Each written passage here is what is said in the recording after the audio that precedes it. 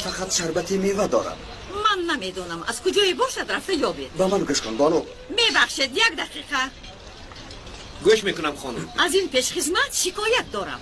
1 دقیقه جناب. این کس همسر کنسول، هر چی گویند اجرا کنید. برادر در لعلی من نوشوکه اسپرتی نیست. من فقط رو چیکار پیدا کنم کن. میتوانم؟ کارت همین است. ما تو را بهوده نگرفتیم وگرنه تو را میرانم. اطاعت جناب. من حاضر میآیم. ببخشید خانم. با من فوراً باز 1 قدح دیگر بیار. حاضر. ببخشید.